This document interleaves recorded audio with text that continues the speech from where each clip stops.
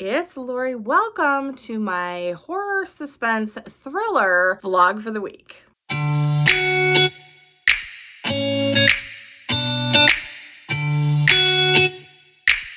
So this week I figured I would pick up some books that have been kind of calling my name that I wanted to read. So I kind of decided to condense them into kind of a combo category so that I could read through a variety of books that I have been wanting to read. Some I have picked up from my local library. A couple I have owned. They've been on my shelf for a little while. And I thought now would be a great time to kind of combine them, get to reading, and figure out if I can find some 5 stars in this pile. Pretty sure that I can. At least I am anticipating that I'm going to love those. That's the great way to go into, I feel like, I don't have the expectations that they're all going to be 5 stars, but I definitely have the hope that these are going to be highly rated and that I'm going to enjoy them. 3 stars and above are books that I have enjoyed, so that's good for me. Let's jump in and start talking about which books that I have chosen for the week. The first one I have been hearing talked about everywhere. It's a brand new release. It is A House with Good Bones by T. Kingfisher. I have not read any books by this author, and I'm very excited to try this one out. It seems relatively short to me, which is interesting. So about 250 pages. We have Sam here who goes to visit her mother, who seems kind of off according to her brother, and she's not really sure what to expect or what she's going to find when she shows up at her mother's house, which used to be owned by her grandmother. I am thinking that there could be some spooky house, haunted house type of elements here. I've tried to limit the amount of information that I have gleaned from this book so far. I just watched some reviews. I'm excited to see what this one is all about and the story that unfolds, and can't wait to share my thoughts. The next book is a hefty tome. I will say it's a little intimidating. We have The 7.5 Deaths of Evelyn Hardcastle by Stuart Turton here. I can never say his name. It's like, what? I don't know why that's so hard for me to say. But we have our main character here who is Aiden, I believe, right? He wakes up each morning in the body of a different guest at this house party as thrown by Evelyn Hardcastle's parents. He has a very limited amount of time to figure out who will murder her. So it sounds really intriguing. So I'll let you know my thoughts. We have the second book in a series that I really enjoyed. First book was heart-pounding, to put it mildly. I couldn't put it down. The first book was Stillhouse Lake. And so it continues the story of our main character who has been trying to escape the figurative, basically, ghost of her ex-husband who was a serial killer. She goes on the run with her 2 young children to keep them safe. There's a lot of threats against her and her family. The saga continues. So we had that whole book and her trying to stay out of the media attention. So then we have the next book in the series, Kilman Creek, her ex-husband breaking out of jail. So that's all I will say. I mean, we know he's a serial killer. He's in jail. I don't know if he was on death row. I don't remember that part. It's been several months. But in any event, he breaks out of jail and now she goes on the run for that as well. So she's trying to get away from all of the people that want to do her harm, that don't believe her, and as well her ex-husband serial killer who feels that this whole thing is her fault and wants to murder her as well. So yes, I'm intrigued.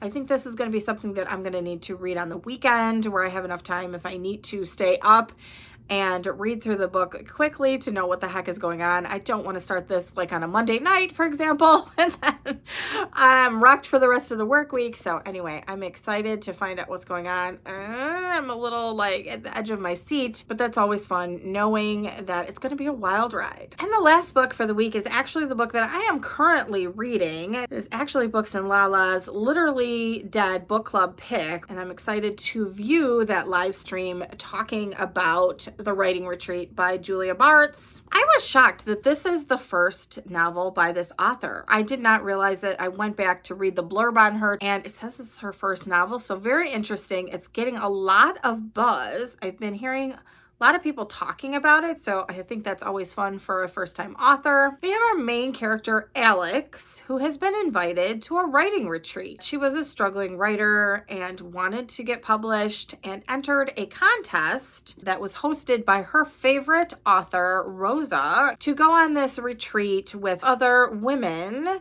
for a month and have the opportunity for her book to be published. So she cannot believe her luck when she's told that she has won a spot in this competition. And then she finds out her arch nemesis, ex-friend Ren, will also be there competing. What are the chances? There are so many people that vie for a chance to become a part of this writing retreat. And so it feels a little bit suspect that the two of them who have known one another, and granted, they are not in contact with one another. They had a falling out. And so it just seems odd that the two of them will be invited to this writing retreat. I've heard reviews that don't give a lot of information away, and I think that's probably good to continue. I am at page 212 out of, I'm getting there, close to 300. So I don't have that much to go. There's a lot of things happening now. I can tell that the pace is picking up a bit. I have heard this is campy, and that's the only thing that is getting me. Mara from Books Like Whoa had said it was kind of campy, and I don't know. I guess I was comparing it to, in my mind anyway, not from her description, but in my mind, campy from How to Sell a Haunted House by Grady Hendrix. It's not at all that way. I was thinking that it would end up being that way, and I wouldn't classify the two of them together at all, at least so far. Who knows what the ending is going to be? So I'll give you my thoughts when I finish the book. But yeah, I kept waiting for the campiness to happen, and I am not seeing it. There's definitely suspense, buildup of what the heck is going to happen, and I keep waiting. I keep waiting for the shoe to drop, It's like, what's going to happen? When you're watching a movie and they open a door and it creaks slowly towards you and you're just waiting to see, the jump scare that you feel like is going to come at you. That's what I'm waiting for with this book. Been working my way quickly through this one, and I will give you my final thoughts when I finish it. Okay, I'm in my favorite spot at the library. No creepy stalker guy. He wasn't here for me the last time. He was trying to take pictures because you could see behind me all of the cool trees. So it is a really nice backdrop. I don't blame him, but it was just kind of weird. Like everywhere I went, he went. So anyway, nobody's so far. I mean, there's still time, right? But anyway, I decided today I never go out for lunch anymore. When I worked in the hospital, I would go out for lunch just to get away.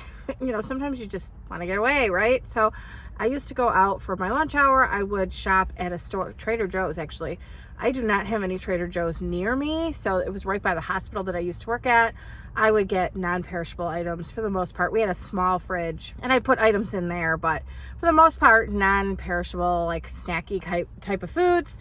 And so now I work from home again. I have been since the pandemic.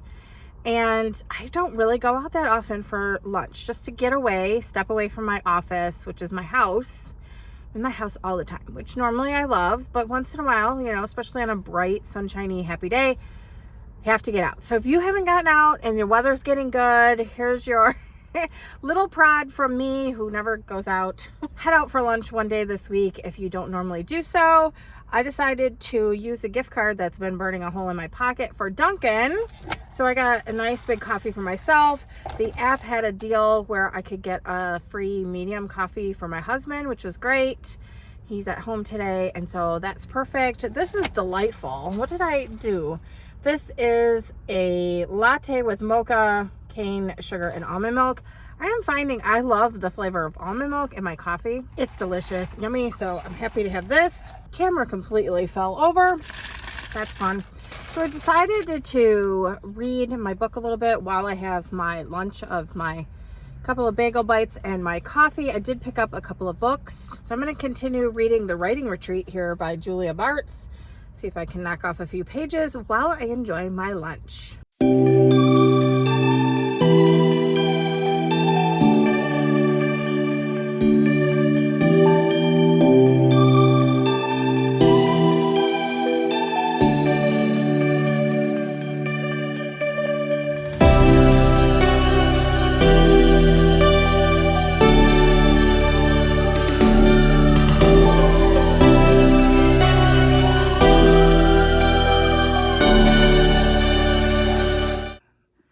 I don't know, guys.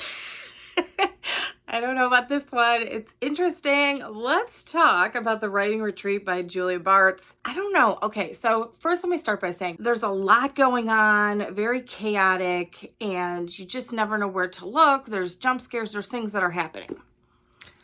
I don't know that I would consider this book the same. And obviously I'm not going to get into spoilers. And perhaps, here's what I'll say. Perhaps if this was a movie, because I don't know that it would do good with like a TV series. So maybe if this was like a movie on a streaming service or something, it would have come across that way. I could see that. But the way that I was picturing things that were happening as outlined in the book, I just didn't see it as campy, and perhaps that's my lack of imagination. Normally, I think that I have a good imagination and can picture things in the book as they're happening, although I will say with horror books, I kind of dampen it down a little bit.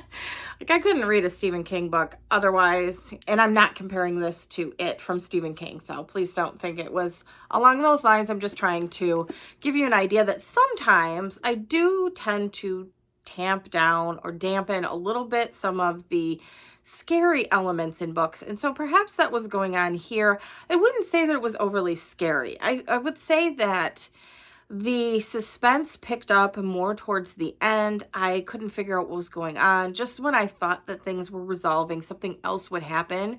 So it definitely kept me on the edge of my seat towards the end. And truly, this was much more of a suspense type of novel for me. It was like you knew something was going to happen, so you kept waiting to see what that was going to be. And then when something happened, it was like, okay, that can't be it. So then there was more and more and more that would happen. I'm not really sure, honestly, how I totally feel about this book. And I kind of ruminated on this for several days. I finished this a few days ago. And at the time I was like, did I even really like this book? I don't even know. And so it's like one of those things where I'm like, did this work for me or did it not? There were just some very implausible things. Like things just kept happening and I was like, okay, all right. I'm waving the white flag here. Okay. And the ending, I just felt like for everything that led up to it, I felt like the ending wasn't resolved in my mind to my satisfaction. I wanted more details. Let's put it that way. We know what happens, so don't go into it and thinking, oh my gosh, we don't know what happens. We know what happens. I just wanted more detail. With all of the detail leading up to it, I wanted more detail. The other thing I almost forgot to mention, and I can't believe it, because this was the worst part of the book for me. So there's basically a book within a book. So they're at a writing retreat. The whole point of this is for each of the participants to have a full novel or leave trying by the end of this book. So in order to make it to the end and be eligible for the prize, you have to finish your novel. And so unfortunately, the novel that is highlighted and talked about here was the least appealing to me, and I honestly hated it. I hated those parts, but I kept thinking, like I would have just skimmed over them, just gone right past them, but I kept thinking there were major plot points that were involved in it, and I won't go into that, but so I read it, and I hated it. It just took me out of the story so much, even though it was even though it was supposed to work into the story and all of that, it just didn't work for me. So I don't know. You'll have to let me know if you've read this book. Let me know what you thought about the book within the book without spoilers. So I really detested that part of the book. And I think without it, it would have been a much better book, honestly. But that's just my feeling. So let me know your thoughts. I don't know. I'm teetering on a 2.5 to a 3 star, maybe a 2.75. We'll go with that. I'll round it up to 3 star on Goodreads. I will pick up another book by this author. She's a first-time author. I think without that book within the book, I would have rated it a little bit higher. And so therefore, definitely be an author that I would try again. Because of that, I'm knocking it down a little bit, like I said. So I will definitely try another book by her. I think it was a good first entry, but definitely not one of my favorites of the year so far. Let me know your thoughts if you've read the book or if you plan on picking it up. Let me know if you think it was campy as well. I don't know. I just thought it would be a lot more fun than it ended up being. So 2.75. The next book that I will be reading for the week is Kilman Creek by Rachel Kane. It is the follow-up to Stillhouse Lake, which I did buy both of these copies. This book is a continuation of the first book, Stillhouse Lake. So I would recommend that if you haven't read the series, go back and start. I mean, it's only one book in. Go read this first. This is bananas. I think I said bananas wackadoo. There was so much action in this book. I didn't want to put it down. Truly, there's so many things happening, and I was concerned every second for our main character's livelihood, her children, everything. I think the author does a really great job of keeping you on the edge of your seat and wondering the entire time, okay, could it be? I'm not sure. So there's so many questions surrounding her, her family, anybody she comes in contact with. Like literally you are thinking, oh my gosh, what is going to happen? Every time her phone rings, every time she gets a text message, she has changed her name, moved across the country, changed her children's names. She has done everything that she can to erase the footprint of herself, and they still keep finding her. So it's just very, very interesting. I mean, I have my suspicions as to what is going on. And in the second book, it really doesn't seem like it's ending because her husband is now out of prison. So this man who was a prolific serial killer and on death row somehow gets out of prison, and now she's on the run from not only him, but still all of these other people that want to do her harm. She is trying to figure out what she's going to do. And is she going to stand up for herself and fight back, or is she continue to run? Is she going to be the next victim of this serial killer, which was her ex-husband? So I'm interested and intrigued. These are nonstop action. So if you're looking for something that will keep you on the edge of your seat, definitely try this series. I think it's a really good weekend read or plane ride read. If you're flying across the country and you need something to keep you engrossed and forget about what's going on, I think this would be really great. Start with the first book, obviously, but I think this is a really great series to keep you occupied. So I did start this book. I started it last night. I didn't stay up all night reading it. I figured, you know what, I'll be there in the morning. But there is a lot of action. There are a couple of things that are happening. They can't really talk about that much. I will say her children irritate me. Now, I understand that they're kids, and so they do stupid kid things. And when you're in a very high stakes situation like they're in, it's even more important that they don't do stupid kid things.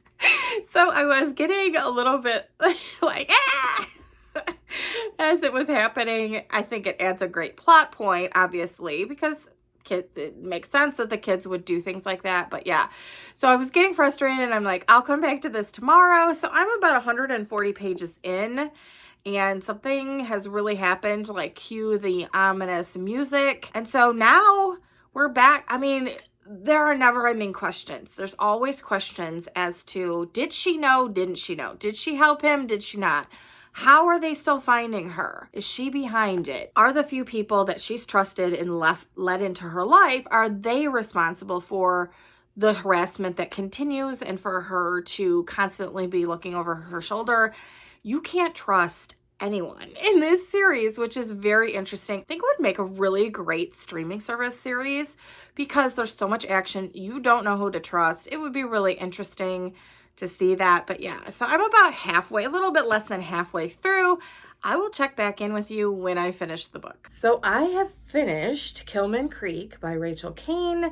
This was just as bananas. It's the first book in this series. Like I said, there are 5 books in this series, and this is book 2.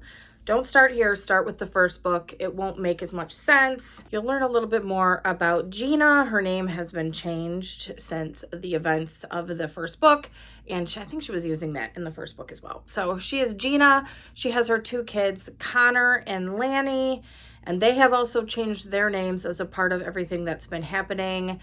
They are basically on the run again. They kind of split up in this book.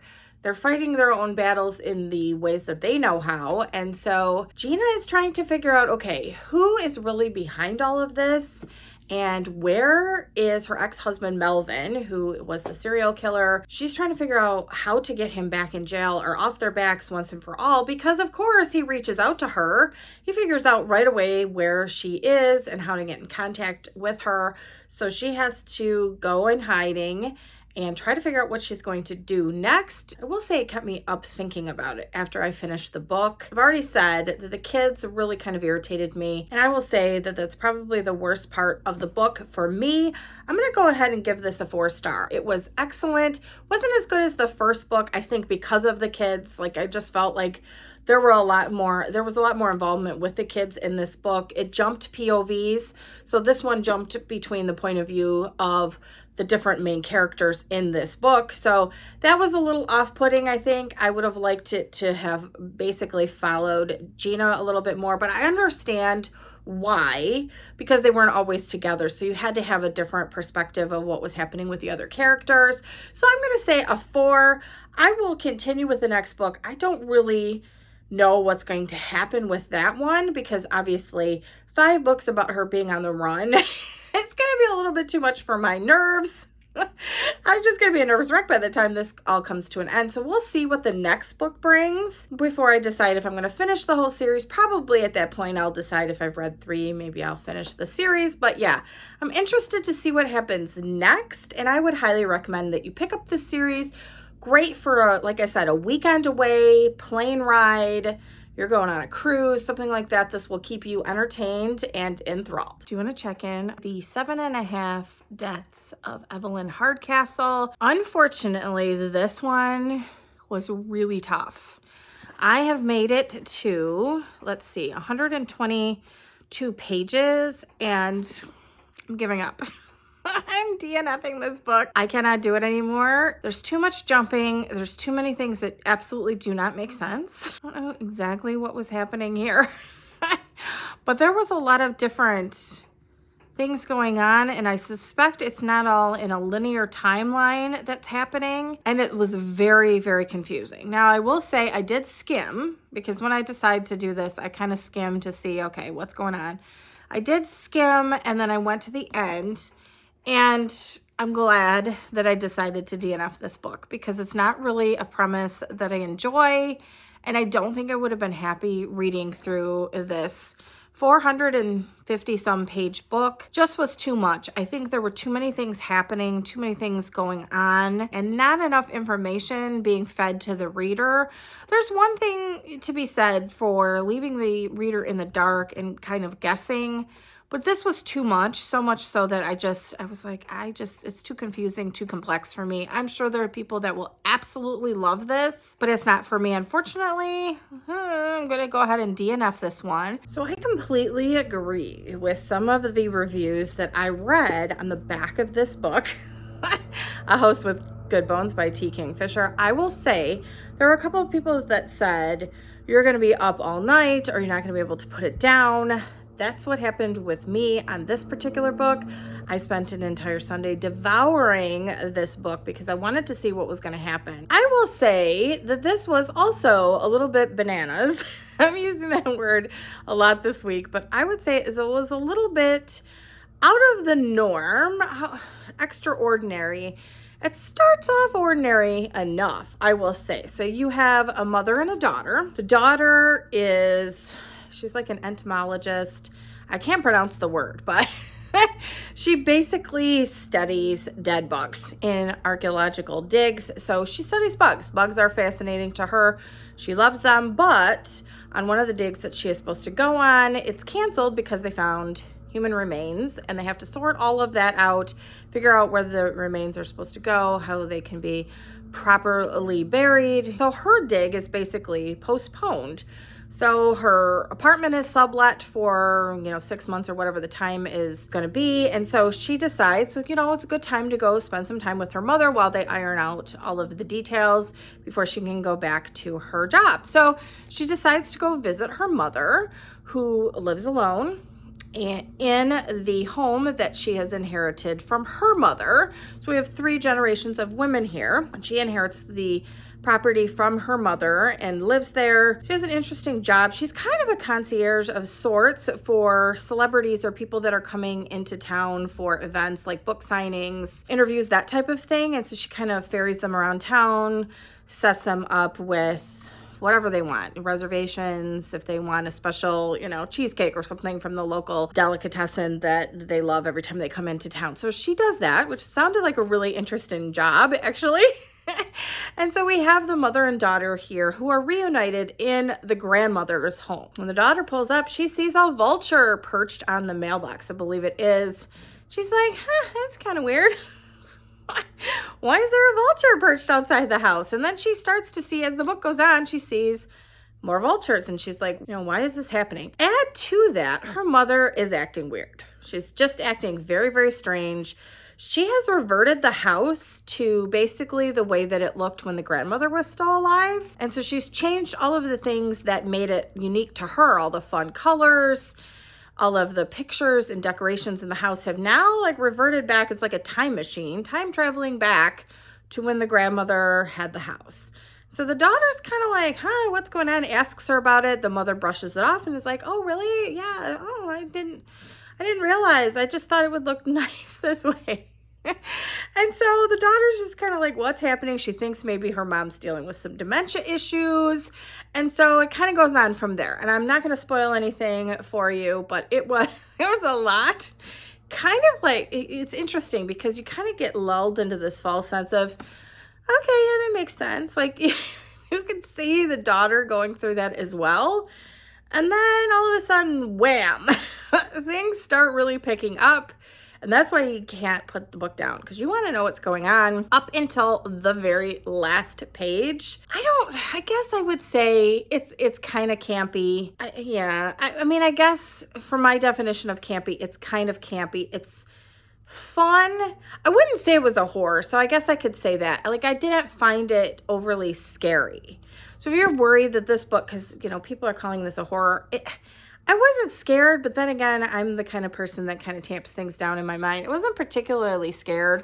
I think if I saw this on the screen, though, I could probably be scared because, they always add in those jump scares and everything else. But I don't know. I thought it was interesting to watch the relationship between the mother and the daughter, because the mother had been on her own for many, many years, and so had the daughter, and now they're coming back together. They're living under the same roof.